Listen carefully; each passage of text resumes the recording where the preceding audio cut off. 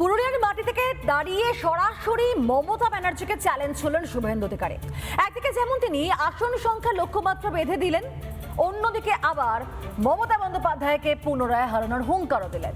শুভেন্দুর এই দাবির পেছনে তাহলে কি কোনো গভীর রণকৌশল? আমাকে বিশ্বাস করে রাখুন, আপনারা ফোনে রেকর্ড করে রাখুন, 177 নিচে ভারতীয় জনতা পার্টি নামবে না। পুরুলিয়ার রুক্ষ মাটিতে দাঁড়িয়ে এভাবেই চ্যালেঞ্জ ছুড়ে দিলেন শুভেন্দু অধিকারী। 2021-এর বিধানসভা নির্বাচনে বিজেপি 77-এ থমকে গিয়েছিল, সেখান থেকে সোজা 100 আসন বাড়িয়ে 177-এর ম্যাজিক ফিগার ছোঁয়ার দাবি।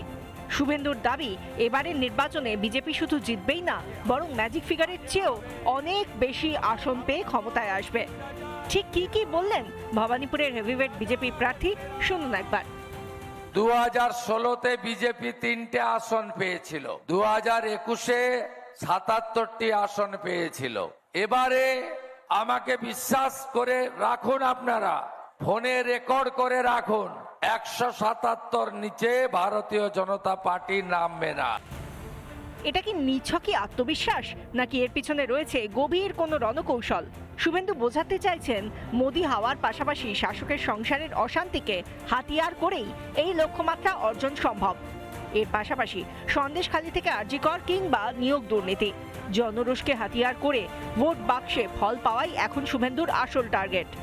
তবে শুধু সংখ্যাতত্ত্ব নয়, শুভেন্দুর আক্রমণের কেন্দ্রে সেই চিরপরিচিত নন্দীগ্রাম। 2021-এর স্মৃতি উস্কে দিয়ে সাফ জানিয়েছেন, মমতাকে আরও একবার পরাজয়ের স্বাদ চাখাতে তিনি প্রস্তুত। আর একটা কথা আমি আপনাদের দিতে পারি, 2021-এ মুখ্যমন্ত্রী মমতা ব্যানার্জি আমার কাছে হেরেছিলেন, এবারে ভবানীপুরেও আমি ওনাকে হারাবো। আপনারা প্রস্তুত থাকুন বিজয় উল্লাস করার জন্য। একদিকে শুভেন্দু যখন আত্মবিশ্বাসী, মমতা তখনও শঙ্কায়।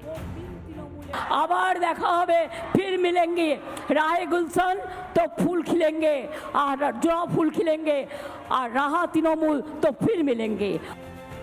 মমতার এহেন ভয়ও লড়াইয়ে অ্যাডভান্টেজে রাখছে শুভেন্দুকে। রিপাবলিক বাংলা। নানা ধরনের কন্টেন্ট দেখার জন্য লাইক করুন, শেয়ার করুন আমাদের ফেসবুক পেজ, সাবস্ক্রাইব করুন আমাদের ইউটিউব চ্যানেল। পাশাপাশি অন্যান্য ব্রেকিং নিউজের জন্য অবশ্যই চোখ রাখুন রিপাবলিক বাংলায়।